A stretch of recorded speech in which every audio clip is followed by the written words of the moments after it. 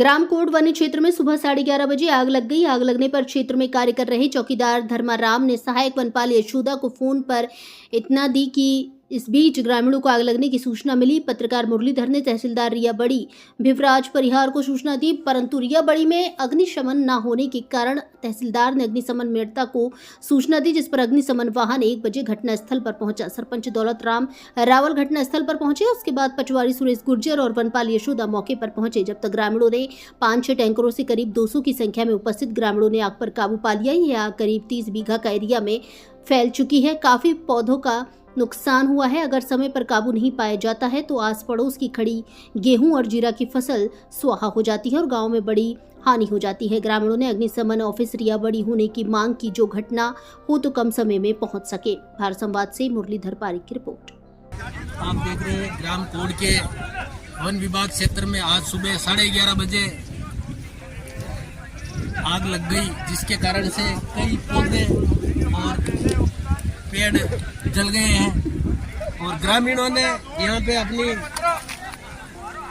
मेहनत करके और इन पेड़ पौधों को बचाया। बाकी जो बचे हुए हैं प्रशासन को इतला किए हुए करीब 1.5 घंटा हो गया, परंतु 1.5 घंटे में अभी तक कोई प्रशासन का नुमाइंदा यहाँ पे नहीं पहुँचा है।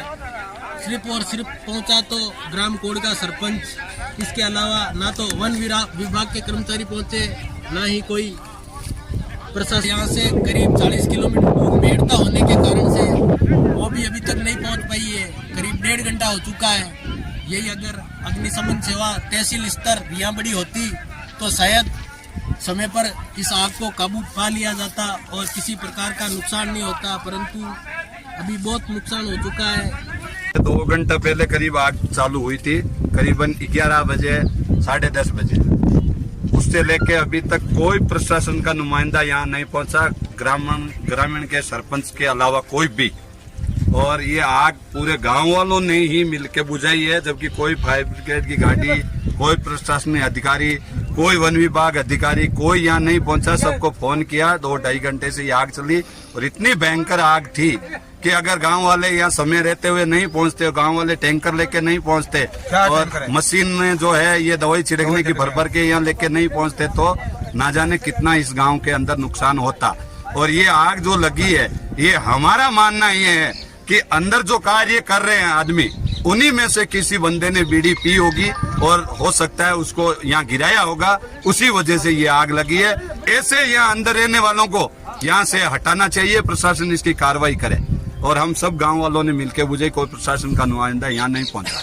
2 घंटा रहेगा प्रशासन फोन किया। आपने प्रशासन को फोन कितने बजे किया था? प्रशासन को हमको पता चला, हम घर पे थे गांव के अंदर, हमको जब धुआं दिखाई दिया तो हम लोग वहाँ से देखा तो हमको पता चला, तो हम 11-11:15 बजे के आजू बाजू यहाँ पहुँचे और यहाँ पहुँचने के बाद बुझाने का कोशिश किया। एक बार बुझा भी दिया था, उसके बाद अब जाके हमारे से काबू आया। पूरे गाँव वाले यहाँ पहुँचे हैं, इसलिए अगर यहाँ नजदीक होती तो हो सकता है 10 मिनट के अंदर यहाँ पहुँच सकती थी। समस्या ये है कि आप ग्राम कोड SDS कोड 11:15 के लगभग मेरे चौकीदार का कॉल आया था कि एरिया में आग लग गई है। तो ग्रामीणों की सहायता से और ग्रामीणों ने इसमें बहुत सहयोग किया और जब तक हमने अग्निशमन को फोन किया, मेड़ता कभी डेगना कभी पुष्कर, तो वहाँ से आने में 1 घंटा लगता है। अगर यहाँ रिया में पास में होता तो ये जल्दी काबू में पा लिया होता, पर ग्रामीणों की सहायता से टैंकर और इनकी इसको आग को काबू में किया। मैडम, ये अग्निशमन कितनी बजे पहुंची आपके पास? 1 बजे पहुंची। और आपको चौकीदार ने कॉल कितनी बजे किया था? 11:15 के भी। 11:15 कॉल किया था और 1 बजे अग्निशमन पहुंची। हाँ। तो समस्या यहाँ आ रही है कि भाई अग्निशमन अगर रिया बड़ी होती तो शायद कम नुकसान होता और समय पे पहुंच सकती थी। कभी मेड़ता वालों को कॉल करते हैं तो बोले डेगाना वालों को करो, डेगाना कॉल करते हैं तो बोले पुष्कर करो, पुष्कर वालों को कहते हैं बोले अपने हमारा क्षेत्र नहीं है, मेड़ता करो। अगर यहाँ पास में होता तो जल्दी। अग्निशमन ऑफिस एक रिया बड़ी तहसील क्षेत्र में होना चाहिए, जिससे यहाँ से 20-25 किलोमीटर की रेंज में है, जो यहाँ से काबू पा लिया जा सके। क्योंकि अब ये एरिया ही ऐसा ही है, इसमें कोई घुस नहीं सकता, इसमें पौधे लगे हुए हैं, तो अज्ञात कारणों से आग लग गई। अज्ञात का आपका नाम? यशोदा, साइक वनपाल। साइक वनपाल यशोदा जी, धन्यवाद।